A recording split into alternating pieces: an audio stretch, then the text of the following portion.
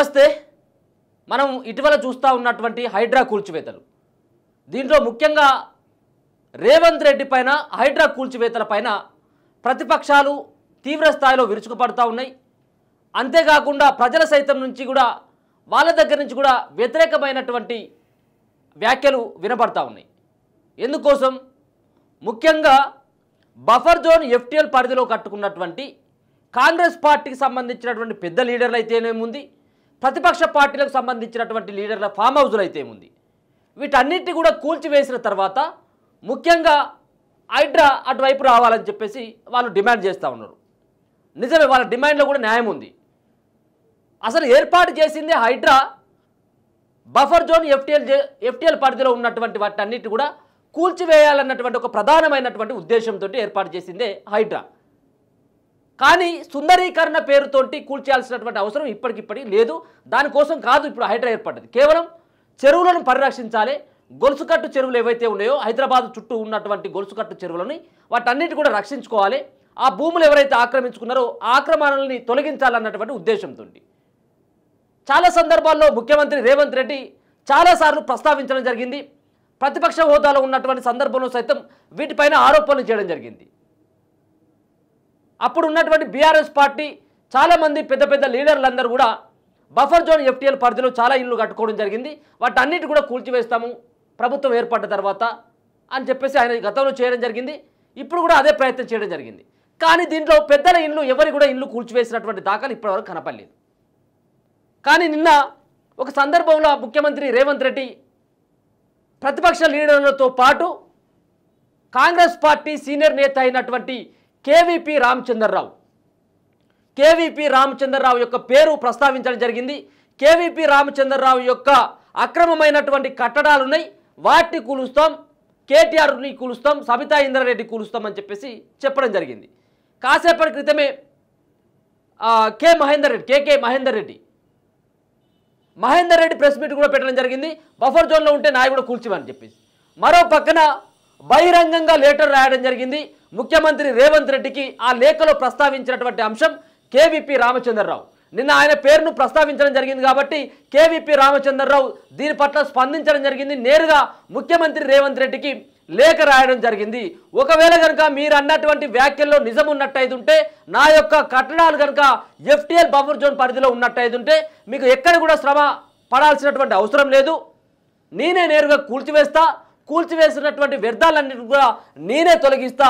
ఒకవేళ కనుక బఫర్ జోన్లో నా కనుక ఉన్నట్టయితుంటే దీని ద్వారా కాంగ్రెస్ పార్టీకి చెడ్డ పేరు వచ్చినట్టయితుంటే ఆ చెడ్డ పేరు కాంగ్రెస్ పార్టీకి కానీ ముఖ్యమంత్రి రేవంత్ రెడ్డి కానీ తీసుకొచ్చేటువంటి ఉద్దేశం లేదు.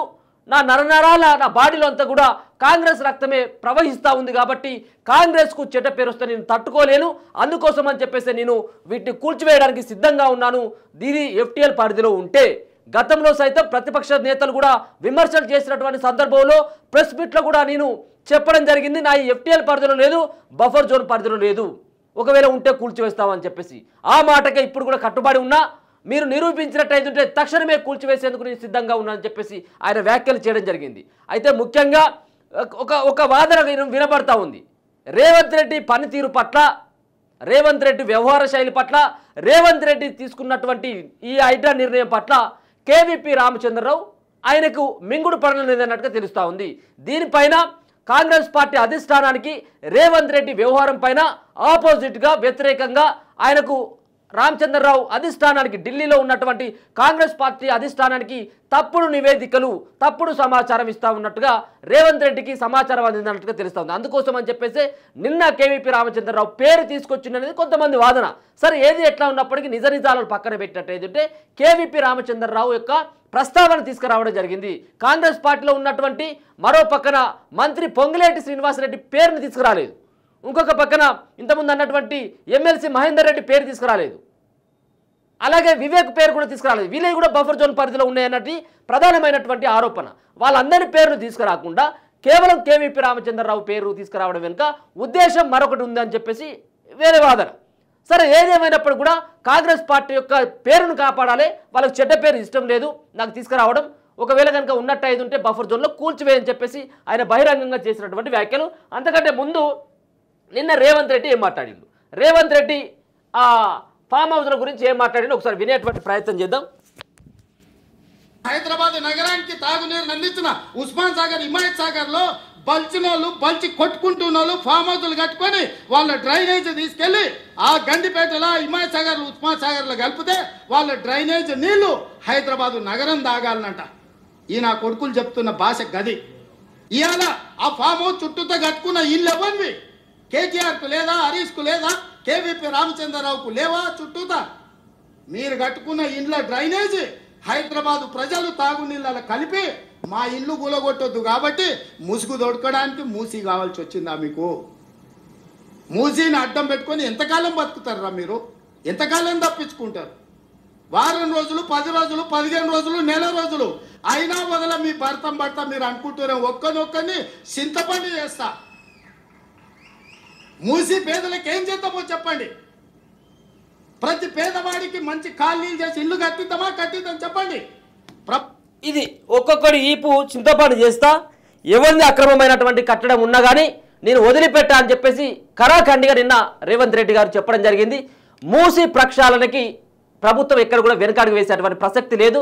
దాంట్లో ఎవరైతే నిరాశ్రయులైన్లో ఆ ఇళ్లను వదిలిపెట్టేటువంటి వాళ్ళకి ఉపాధి కల్పిస్తాం, నివాసం కల్పిస్తాం అన్నటువంటి ఒక భరోసా ఇస్తాం. అలా ఎవరున్నా కానీ వదిలిపెట్టను. దాంట్లో కేవీపీ రామచంద్రరావు ఉన్నా ఇంకెవరున్నా కానీ వదిలిపెట్టను ఆ వ్యాఖ్యలు చేయడం జరిగింది. ఆయన నిన్న చేసినటువంటి వ్యాఖ్యలు ఇట్లా ఉంటే కేవీపీ రామచంద్రరావు ఆయన ఏమని ఆయన ట్వీట్ చేయడం జరిగిందంటే దీంట్లో ప్రధానంగా ఆయన ఇక్కడ కేవీపీ రామచంద్రరావు ఒక 3 పేజీల లెటర్ను రాయడం జరిగింది. 3 పేజీల్లో ముఖ్యంగా మీ నాయకత్వంలో కేవీపీ రామచంద్రరావు యొక్క ఈ ట్విట్టర్ ఇది ఎక్స్ ఖాతాలో ఆయన పోస్ట్ చేసింది. రేవంత్ రెడ్డికి ఆయన ట్యాగ్ చేయడం జరిగింది. మీ నాయకత్వంలో ఉన్న మన కాంగ్రెస్ ప్రభుత్వానికి ఎటువంటి చెడ్డ పేరు తేవడానికి నాలో నరనరాన ఉన్న కాంగ్రెస్ రక్తం అంగీకరించినందునే మీకు ఈ బహిరంగంగా లేక నా కాంగ్రెస్ పార్టీ రక్తం నా యొక్క నరనరాన ఉన్నది కాబట్టి ఈ యొక్క నా యొక్క కూల్చివేతలు నా సంబంధించినటువంటి ఫామ్ హౌస్ నా యొక్క కట్టడం నివాసం ఉంటున్నటువంటి ఇల్లు కనుక బఫర్ జోన్ FTL పరిధిలో ఉంటే ఖచ్చితంగా నేను కూల్చివేయడానికి సిద్ధంగా ఉన్నా. ఇదంతా కూడా కాంగ్రెస్ పార్టీకి చెడ్డ పేరు వస్తుంది అని అనుకుంటే నా ఇంటిని తక్షణమే కూల్చేసుకొని వ్యర్థాలను తొలగిస్తా అని చెప్పేసి ఆయన చేయడం జరిగింది. ఇక్కడ కేవీపీ రామచంద్రరావు ఆయన రాక X member of parliament Rajya Sabha అని చెప్పేసి ఇది తెలుస్తూ ఉంది. ఈయన కాంగ్రెస్ పార్టీలో గతంలో వైఎస్ఆర్ ఎవరైతే ఉన్నారో వైఎస్ రాజశేఖర రెడ్డి ఆయనకు అత్యంత సన్నిహితుడు. కాంగ్రెస్ పార్టీ అధిష్టానంతో చాలా దగ్గరి సంబంధాలు, రాజకీయపరమైనటువంటి సంబంధాలు ఉన్నటువంటి నేత. ఈయన గౌరవ ముఖ్యమంత్రి శ్రీ రేవంత్ రెడ్డి గారికి అని చెప్పేసి మెన్షన్ చేయడం జరిగింది. ఈరోజే 4వ తారీఖు 10వ నెల 2024 ఈ అంతా కూడా రాయడం జరిగింది. మొత్తం చాలా రాయడం జరిగింది. దీంట్లో చాలా సంబంధించినటువంటి ఆయన కాంగ్రెస్ పార్టీకి సంబంధించినటువంటి ప్రస్తావన ఏ విధంగా ఉన్నది, ఏ పార్టీతో సంబంధాలు ఉండేది, ఏ నాయకుడితో సంబంధాలు ఉన్నాయి అన్నటువంటి రాయడంతో పాటు దాంట్లో 3వ పేజీలో క్లియర్ కట్గా రాయడం జరిగింది. ఏది మూసి ప్రక్షాళన వల్ల నష్టపోయే ప్రతి పేద మధ్యతరగతి వారిని సంతృప్తికరమైన పునరావాసం కల్పించి మూసికి ఇట్లా చేయాలి అని చెప్పేసి కొన్ని సూచనలతో పాటు దీంట్లో కీలకమైనటువంటి అంశం ఏదైతే ఉందో నా కుటుంబ సభ్యులు చెప్పిన ప్రకారం ఆ ఫామ్ హౌస్లో అంటే నా కుటుంబ సభ్యులు చెప్పిన ప్రకారం అంటే కాంగ్రెస్ పార్టీకి సంబంధించినటువంటి రేవంత్ రెడ్డి ముఖ్యమంత్రి అంటే కాంగ్రెస్ పార్టీ కుటుంబ సభ్యులు అని అర్థం. నా కుటుంబ సభ్యులు చెప్పిన ప్రకారం నా ఫామ్ హౌస్లో ఏ కట్టడం FTL పరిధిలో కానీ బఫర్ జోన్ పరిధిలో కానీ లేవు. బీఆర్ఎస్ వారు నాపై ఆరోపణలు చేసిన 20 ఆగస్టునే ఒక టీవీ ఛానల్ ఇంటర్వ్యూలో ఈ విషయం చెప్పాను. ఆ ఫామ్ హౌస్లో ఏ కట్టడమైనా ఒక అంగుళం మేర FTL బఫర్ జోన్ పరిధిలో ఉన్న నా కుటుంబ సభ్యులు తమ సొంత ఖర్చులతో కూల్చడానికి సిద్ధంగా ఉన్నారని కూడా ఆ రోజే స్పష్టం చేశాను. నా కుటుంబ సభ్యులు ఇప్పటికీ ఆ మాటకే కట్టుబడి ఉన్నారు. సంబంధిత అధికారులు వీలు చూసుకొని వెంటనే మా ఫామ్ హౌస్కు పంపించండి. వారు చట్ట ప్రకారం అక్కడ FTL బఫర్ జోన్ల పరిధిని మార్క్ చేస్తే ఆ పరిధిలో ఏదైనా కట్టడం మా ఫామ్ హౌస్లో ఉంటే 48 గంటల్లో మా ప్రభుత్వానికి భారం కాకుండా మా సొంత ఖర్చులతో ఆ కట్టడాలను కూల్చి ఆ వ్యర్థాలను తొలగించి శుభ్రం కూడా చేస్తానని మా కుటుంబ సభ్యుల తరపున మీకు హామీ ఇస్తున్నాను. అయితే మార్కింగ్ ప్రక్రియ పారదర్శకంగా జరగాలని నా కోరిక. ఆ మార్కింగ్ చేసే సమయం తేదీ ముందే ప్రకటిస్తే నాపై పదే ఆరోపణలు చేస్తున్న ప్రతిపక్ష నాయకులు వారి అనుకూల మీడియా వారు కూడా తీరిక చేసుకొని వచ్చి ఈ ప్రక్రియని వీక్షించే అవకాశం కలుగుతుంది. పారదర్శకత కోసం ఇది సూచన మాత్రమే. 1980 నుండి హైదరాబాద్లో స్థిర నివాసం ఏర్పరచుకొని అప్పటి నుండి వచ్చిన ప్రతి శాసనసభ, లోక్సభ, స్థానిక సంస్థల ఎన్నికలలోనూ ఒక ఓటర్గా పాల్గొంటూ కాంగ్రెస్ పార్టీ అభ్యర్థులకు నా మిత్రులు శ్రేయాభిలాషుల సహకారంతో వనరులు సమకూర్చి వారి గెలుపుకు కృషి చేస్తూ ఒక క్రమశిక్షణ నిబద్ధత కలిగిన కాంగ్రెస్ కార్యకర్తగా ప్రాంతాలకు అతీతంగా జాతీయ పార్టీ కాంగ్రెస్ బలోపేతానికి నా శాయశక్తుల కృషి చేస్తా ఉన్నానని చెప్పేసి ఆయన రాసుకోవడం జరిగింది. మీ నాయకత్వంలో ఉన్న మన కాంగ్రెస్ ప్రభుత్వానికి ఎటువంటి చెడ్డ పేరు తేవడానికి నాలో నరనరాన ఉన్న కాంగ్రెస్ రక్తం అంగీకరించినందునే మీకు ఈ బహిరంగంగా లేఖ రాస్తున్న అభినందనలతో మరి కేవీపీ రామచంద్రరావు అని చెప్పేసి ఈ లెటర్ ఆయన అఫీషియల్ లెటర్ అంతా కూడా.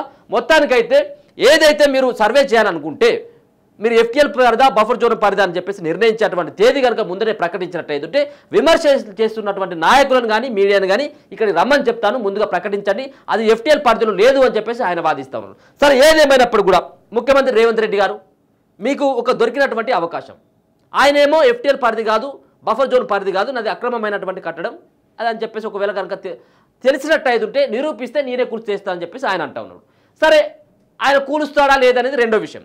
మీరు ఎఫ్టీఆర్ పరిధి కానీ బఫర్ జోన్లో ఉన్నదన్నట్టుగా నిరూపించేటువంటి అవకాశాన్ని మీకు మీ నాయకుడే, మీ పార్టీలో ఉన్నటువంటి ఒక కీలకమైనటువంటి నేతే మీకు కూడా ఆయన ఒక బహిరంగ లేఖ ద్వారా మీకు తెలియజేస్తూ ఉన్నాడు. కాబట్టి ఇమ్మీడియట్గా అది బఫర్ జోన్లో ఉందా ఎఫ్టీఎల్లో ఉందా, ఒకవేళ ఎఫ్టీఎల్ బఫర్ జోన్లో ఉన్నట్టయితే దాన్ని కూల్చేసినట్టయితే మీకు నిజంగా మీకు కనుక కూల్చివేయాలన్నటువంటి ఉద్దేశం కానీ, అంటే ఎఫ్టీఎల్ బఫర్ జోన్లో ఉంటే చిత్తశుద్ధిగానం కనుక ఉన్నట్టయితే మీ ప్రభుత్వం పైన కానీ ఇంకా నమ్మకం కలగాలంటే ఇది ఎఫ్టీఎల్ బఫర్ జోన్లో ఉందా లేదా. కొంతమంది ఏమో ఎఫ్టీఎల్ పరిధిలో ఉందా బఫర్ జోన్ పరిధిలో ఉందా అనేది కేవలం వాళ్ళు సమర్థించుకోవడానికి కొన్ని చెప్తా ఉన్నారు. కానీ కేవీపీ రామచంద్రరావు మిమ్మల్ని నేరుగా అడుగుతా ఉన్నాడు, ఇమ్మీడియట్గా అధికారులను పంపిల్లి మార్కింగ్ చేసినట్టయితే ఆయన కూలుస్తామని చెప్పేసి. మరి దీంట్లో ఎవరిదో ఒకటి నిజమైతే ఉంటుంది.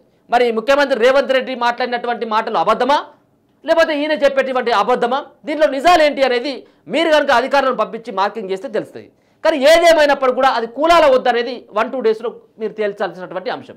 కేవలం రాజకీయపరమైనటువంటి డ్రామాలు కాకుండా మీరు వ్యక్తిగతంగా మీరు దాంట్లో చొరవ తీసుకొని అసలు ఈ ఒక్కటే కాదు, కేవీపీ రామచంద్రరావు ఒక్కటే కాదు, రేవంత్ రెడ్డిది, సబితా ఇందర్ రెడ్డిది, మహేందర్ రెడ్డిది, వివేక్ది, పొంగులేటి శ్రీనివాసరెడ్డిది, ఇట్లా చాలామంది ఎఫ్టీఎల్ బఫర్ జోన్లో ఉన్నటువంటి వాటిపైన తక్షణమే చర్యలు తీసుకోండి.